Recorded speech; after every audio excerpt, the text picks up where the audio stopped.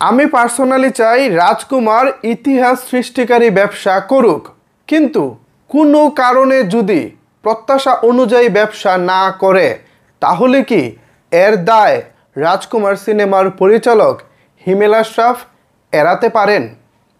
না, তিনি এই দায় এড়াতে পারেন না। কারণ সিনেমা মুক্তির আর মাত্র কয়েক ঘন্টা বাকি, একদিনও না, একদিনেরও কম সময় বাকি। অথচ এখনো পর্যন্ত ছোট্ট একটি টিজার কিংবা ট্রেলার কিছুই দিতে পারে নাই তিনি। সাকিবিয়ানরা বলতে পারেন, ভাই আমাদের টিজার ট্রেলার কোনো কিছুরই দরকার নাই, আমরা হলে গিয়ে সব কিছু দেখে নেব। ঠিক আছে, আমি বা আমরা সবাই হলে গিয়ে দেখে নেব, কিন্তু সাকিবিয়ানদের বাইরেও তো একটা দর্শক আছে, তারাও তো একটা সিনেমা সম্পর্কে জানতে চায় যে টিজারটা কেমন হলো, ট্রেলারটা কেমন হলো। তাদের জন্য হলেও তো অন্তত একটা টিজার বা ট্রেলার দেওয়া যেত। কিন্তু কেন তিনি দেননি, বা আসলে আদৌ দিবেন কি না আমি জানি না। আমি ঠিক ঈদের আগের দিন সকাল 11টায় ভিডিওটি শ্যুট করতেছি, মেবি ভিডিওটি পাবলিশড হতে হতে 12টা বেজে যাবে। এর মধ্যে যদি অ্যানাউন্সমেন্ট আসে ভালো, আর যদি না আসে তাহলে আমি মনে করি এর দায়ভার সম্পূর্ণ হিমেল আশরাফ ভাইকে নিতে হবে। দেখেন, একটি সিনেমা আসলে কেমন হয়েছে বা কোন ধাঁচে হয়েছে এর কিছুটা আজ কিন্তু ওই টিজার ট্রেলারে পাওয়া যায়। আমি ধরে নিলাম ট্রেলারে হয়তো অনেকে অনেক খুঁত খোঁজার চেষ্টা করবেন, একটা আলোচনা সমালোচনা হতে পারে, সে বিষয়টিকে এড়ানোর জন্যই হয়তো বা ট্রেলারটা নাও দেওয়া হতে পারে। এইটাও আমি যুক্তিসঙ্গত না যে ট্রেলার দিব না, তাও আমি তর্কের খাতিরে ধরে নিলাম যে হয়তো বা এরকম একটা, কিন্তু একটা টিজার তো দিতে পারতো, ছোট্ট একটা অ্যাকশন টিজার, বা একটু কোন ধরনের প্যাটার্নে আসলে রাজকুমার নির্মিত হচ্ছে, কোন বিরহটা আমাদেরকে দিতে যাচ্ছে, এইটা বোঝানোর জন্য হলেও তো একটা ছোট্ট টিজারের দরকার ছিল, অন্তত আমি মনে করি। দেখেন, সাকিবিয়ানদের বাইরেও কিন্তু একটা দর্শক আছে। আপনারা খালি বলেন যে আমরা সাকিবিয়ানরাই দেখবো, অন্য কেউ দেখবো না, বিষয়টা কিন্তু সেরকম না। সর্বমহলে সিনেমাকে পৌঁছে দিতে হলে, সর্বমহলে সিনেমা প্রশংসিত হতে হলে আপনাকে অবশ্যই সর্বমহলে প্রচারটা করতে হবে। টিজার ট্রেলার থেকে সব কিছু আপনাকে সেভাবেই দিতে হবে। প্রিয়তমার প্রেক্ষাপটটা দেখেন, এক বৃদ্ধ লোক সারা বাংলাদেশের মানুষের কাছে পৌঁছে গিয়েছিল, একেবারে সাকিবিয়ান থেকে সাকিবিয়ানদের বাইরে সবার মুখে মুখে তখন প্রিয়তমার বৃদ্ধ লোকটা ছিল। সবাই বলা বলি করতেছিল, আরে শাকিব খান বৃদ্ধ হয়ে গেছে, 80 বছরের বৃদ্ধ, কি এমন হয়েছে সে বৃদ্ধ হয়ে গেছে, তাকে আমাদের হলে গিয়ে দেখতেই হবে। এই যে একটা কিউরিওসিটি মানুষের মনে তৈরি হয়েছিল, সেই কিউরিওসিটিটা কিন্তু এই মুহূর্তে রাজকুমার নিয়ে সাকিবিয়ানদের বাইরে আমি সেভাবে দেখতে পাচ্ছি না। সাকিবিয়ানরা আমার কথায় কষ্ট পেতে পারেন, সাকিবিয়ানরা আমার প্রতি রাগ করতে পারেন, সাকিবিয়ানরা আমার কমেন্ট বক্সে বকাঝকাও করতে পারেন, কিন্তু বাস্তবতা তো এটাই। শাকিব খান 250+ সিনেমা করেছেন, এর আগে কোনো দিন প্রিয়তমা ছাড়া শাকিব খানের কোনো সিনেমায় ট্রেলার মুক্তি পায়নি, এমন ঘটনা ঘটেনি। ঠিক আছে, প্রিয়তমার সময় না হয় সময় কম ছিল, সময় স্বল্পতা ছিল, ট্রেলার রেডি করা যায়নি, মূল সিনেমাটা রেডি করা ছিল একেবারে একটা চ্যালেঞ্জের ব্যাপার। সেই চ্যালেঞ্জে প্রায় ঈদের আগের দিন জয়ী হয়ে আমাদেরকে ঈদের দিন ছবিটা হলে হলে দিয়েছেন, আমরা দেখেছি। সেই প্রেক্ষাপটটা বাদ দিলাম, কিন্তু এবারও কি আমাদের ট্রেলারের আশাটা বাদ দিতে হবে? এই জন্যই কিন্তু আমি থাম্বনেলে লিখেছি ট্রেলারের আশাটা বাদ দেন। তো এই ট্রেলারের আশাটা আপাতত আমার মনে হয় সাকিবিয়ানদের বাদ দেওয়া উচিত। বাট যদি বাইরের অডিয়েন্সের কথা হিসেব করি, তাদের জন্য হলেও আমি মনে করি ট্রেলারটা দেওয়া উচিত ছিল। এখন না দিলে তো আর কিছু করার নাই। এখন এই না দেওয়ার ইফেক্টটা যদি সিনেমার কোনো ব্যবসায়িক হিসেব নিকেশে পড়ে, তাহলে এই দায় কিন্তু হিমেল আশরাফ সাহেব এড়াতে পারেন না। সাকিবিয়ানরা একটু ঠান্ডা মাথায় ভাবুন, আমার কথায় গরম হওয়ার আগে একটু ঠান্ডা মাথায় ভাবুন, এই দায় কিন্তু এড়াতে পারে না। অবশ্যই একটি সিনেমার ট্রেলার অনেক গুরুত্বপূর্ণ।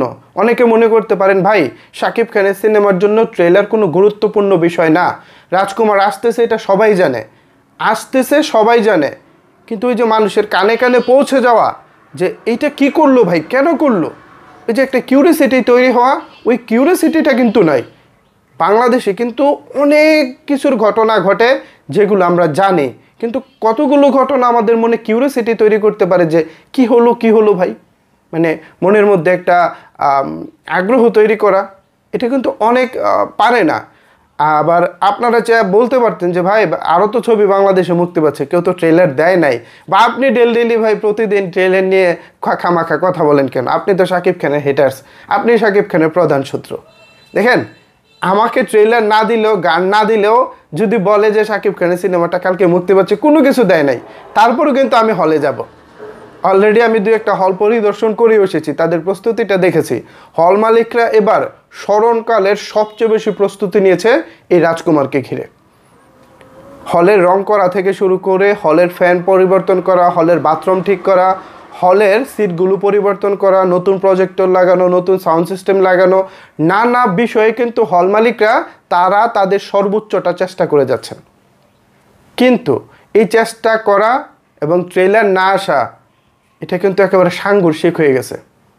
হিমেল আশরাফ ভাই তিনি তার স্টাইলে সিনেমার প্রচারণা করবেন, বেশ ভালো কথা, কিন্তু নতুন হয়তো আরেকটি নজির ঘটতে চলেছে, জানি না। এর মধ্যে আবার ঈদের আগের দিন রাত, মানে আজকে তো সর্বশেষ রোজা, আজকে রাতে কি আবার টিজারটা বা ট্রেলারটা আসে কিনা, যদি আসে ভালো, না আসলে আমার মনে হয় যদি কোনো কারণে ইতিহাস করুক, প্রিয়তমার থেকেও বেশি ব্যবসা করুক রাজকুমার, আনডাউটলি আমরা চাই, কিন্তু যদি কোনো কারণে সেই প্রত্যাশাটা ছুঁতে না পারে, এর দায় আমি আগে থেকেই বলে রাখি, সম্পূর্ণ দায়টা হিমেল আশরাফকে নিতে হবে।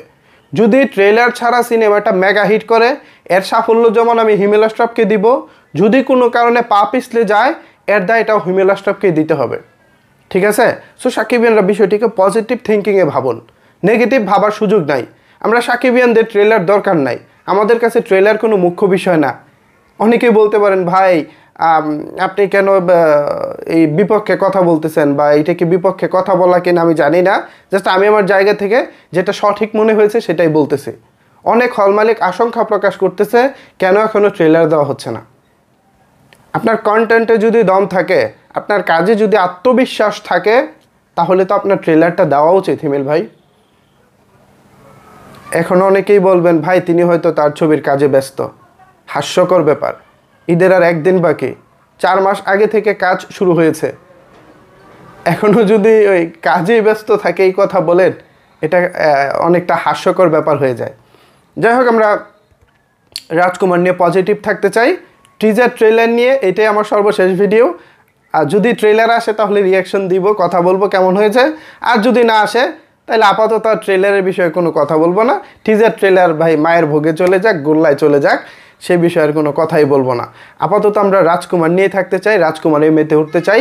রাজকুমার গতকালকে পাওয়া খবর অনুযায়ী 120টি হল কনফার্ম করেছে এবং অনেকগুলো হল ছেড়ে দেওয়া হয়েছে অন্যান্য ছবির জন্য। জানেন যে অনেক শাকিব খানের বাইরেও প্রায় 13টা ছবি এসেছে, এবং সেই 13টা ছবির মধ্যে যদি 2-1টা ছবি ব্যবসা করতে না পারে, তাহলে তারা আবার হয়তো বা ডাউন হয়ে যাবে মেন্টালি। সো সেই মেন্টালি যেন ডাউন না হয়, ঠিক সেই কারণে কিন্তু তাদের জন্য আসলে কিছু কিছু হল, অপোজিশনে যেসব হল রয়েছে সেগুলো আশাদ আদনান ভাই ছেড়ে দিয়েছেন। ইচ্ছে করলে সেই সব হলেও দিতে পারতো রাজকুমার। যাই হোক, তো আপাতত এই ছিল আমার কাছে ট্রেলার সম্পর্কিত আমার অবস্থান। এখন এ বিষয়ে যদি আপনাদের কোনো কিছু বলার থাকে তাহলে অবশ্যই সেটি নিচের কমেন্ট বক্সে জানাতে পারেন। ধন্যবাদ সবাইকে সম্পূর্ণ ভিডিওটি দেখার জন্য।